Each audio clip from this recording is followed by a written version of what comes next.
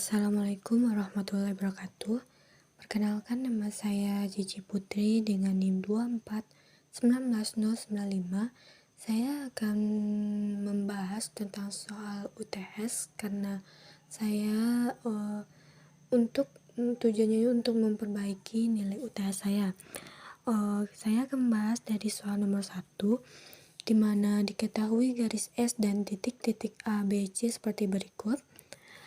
Maka T itu V ke V. Jika P anggota S, maka TP sama dengan P. Dan jika P tidak anggota dari S, maka TP sama dengan P aksen. Garis S adalah sumbu ruas P aksen. Ditanya, lukiskan A aksen sama dengan TA, B aksen TB, dan C aksen sama dengan TC. Yang kedua, apakah T suatu transformasi? Nah, kita jawab, karena A tidak anggota dari S dan B tidak anggota dari S dan C tidak anggota dari S, maka S dalam sumbu ruas A aksen, B aksen, C aksen. Nah, ini dalam bentuk soal tadi.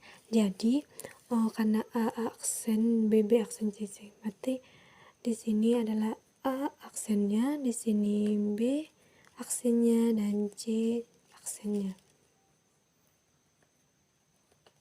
Ini adalah sketsa dari A aksen sama dengan T, B aksen sama dengan TB, dan C aksen sama dengan TC. Nah, soal kedua, apakah T itu suatu transformasi? Dan pertama itu kita mencari apakah T itu adalah fungsi. Nah, akan dibuktikan T itu suatu fungsi. P, Q anggota dari V memiliki prapeta P aksen TP dan Q sama dengan TQ tepat satu di kodomain. Nah, domain itu semua yang di sepanjang S dan nerangi adalah semua daerah hasil di sepanjang S. Maka T suatu fungsi untuk V ke V. Nah, yang kedua akan dibuktikan T itu surjektif. Untuk P anggota di S, misalkan ambil aja sembarang P itu anggota V, maka TP sama dengan P aksen. Berarti P aksen sama dengan P. Nah, berarti anggota dari V. Nah, P anggota S artinya itu titik P itu berada di suatu garis S atau berimpit dengan garis S. Nah, ini adalah bentuk gambarnya. P sama dengan TP sama dengan P aksen. Ini bentuk dia berimpit. Nah, selanjutnya untuk P tidak anggota dari S. Nah, memiliki, misalkan kita ambil sembarang P anggota V di mana P tidak anggota dari S. Berdasarkan definisi 1, bahwa jika P itu tidak anggota dari S, maka TP sama dengan P aksen, di mana S adalah semua ruas P aksen. Ini adalah bentuk gambarnya. Nah, ini berarti terbukti dia adalah surjektif. Nah, selanjutnya kita buktikan itu injektif. Akan dibuktikan A itu tidak sama dengan B. Maka A anggota V, B anggota V, berarti TA tidak sama dengan TB. Andaikan terdapat A anggota S dan B tidak anggota dari S, maka S adalah sumbu ruas A aksen dan B aksen. Nah, berarti T A sama dengan TB, berarti A sama dengan B. Nah, ini adalah pengandaian yang salah. Harusnya itu kan ini A sama dengan B. Hasilnya ya, seharusnya itu A tidak sama dengan B. Maka itu terbukti dia itu tidak terbukti itu injektif.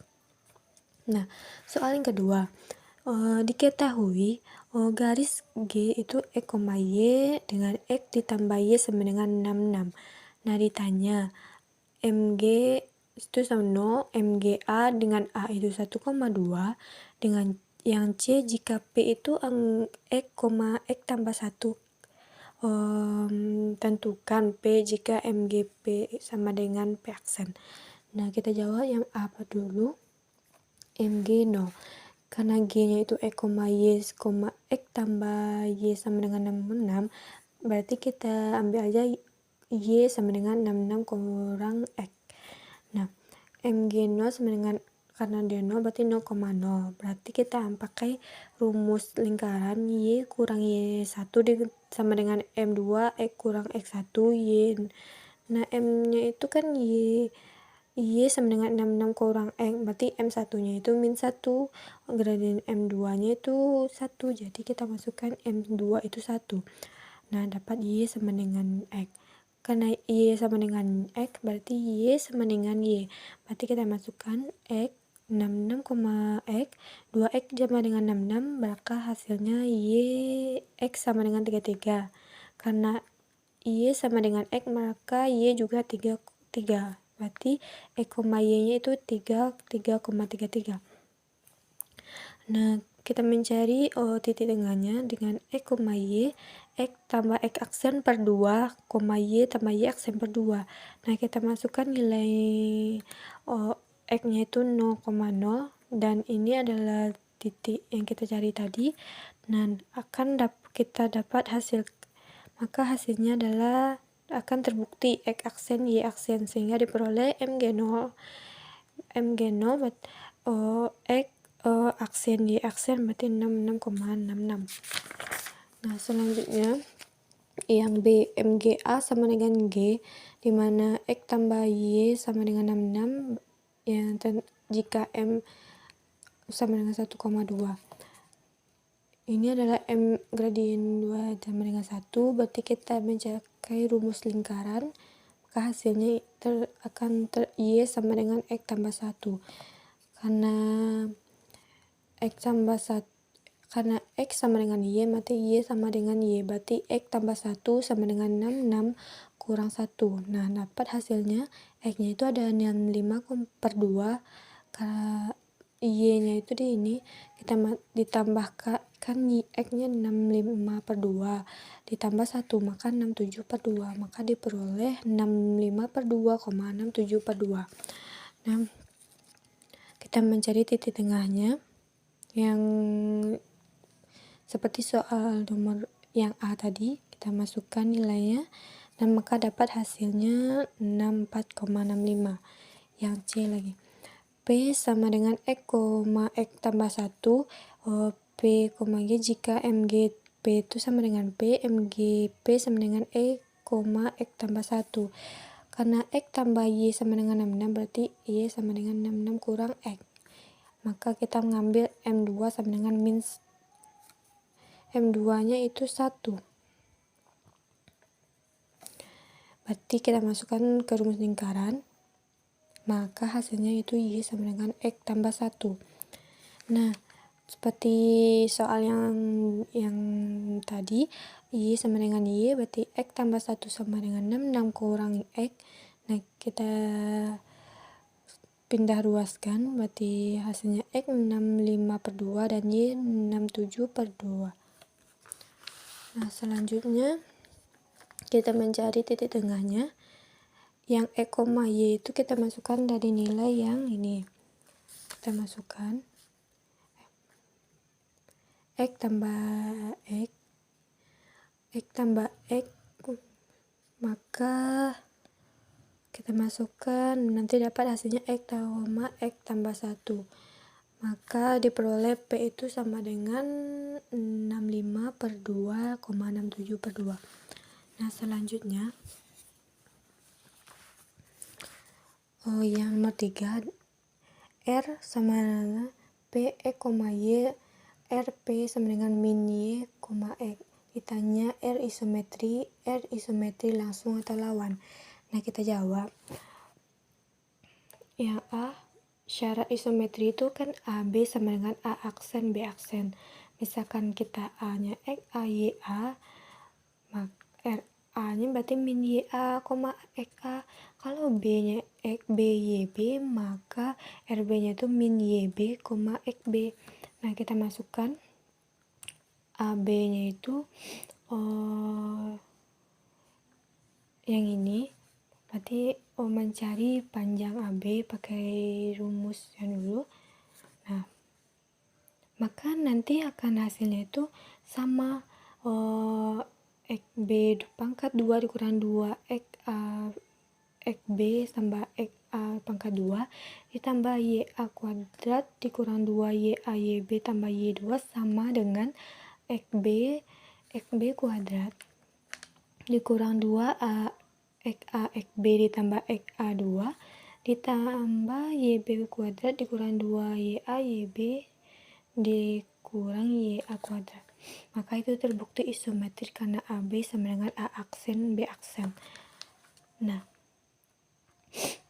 misalkan titik P-nya itu 1,2, maka RP-nya itu min 2,1, Q-nya itu 1,1, maka min 1,1, berarti T 1,0, RT sama dengan 0,1. Nah, inilah bentuk. Kita masukkan ke koordinat seperti ini. Nah, ini akan terbukti itu isometri langsung. Karena alasannya karena R tidak merubah orientasi dari sebuah titik, melainkan merubah posisi titik dengan cara memutarkan rotasi. Nah, soal nomor 4, diketahui G itu sejajar dengan H, PX bertegak lurus, P, X tidak anggota dari GH jika P double aksen sama dengan MG MHP dan Q double aksen MG MHQ. Bentuk apakah segi 4? Mengapa demikian? Nah, kita gambarkan karena G dan H sejajar, dan P dan Q. PQ itu terlalu dengan P dan Q ini tidak anggota dari H, berarti kita letakkan di sini karena dia tidak anggota dari GH. Nah, kita cari P aksennya, P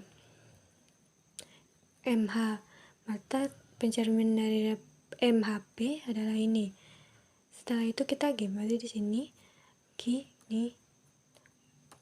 Nah, nanti akan berbentuk jajaran genjang. Berbentuk segi genjang karena apabila dua buah titik yang tidak segaris dicerminkan terhadap dua buah garis yang sejajar, maka akan saling berkebalikan posisi dan membentuk jajaran genjang. Maka bentuk apakah segi 4? Bentuk segi 4 jajaran genjang. Nah, sekian yang dapat saya sampaikan. Assalamualaikum warahmatullahi wabarakatuh.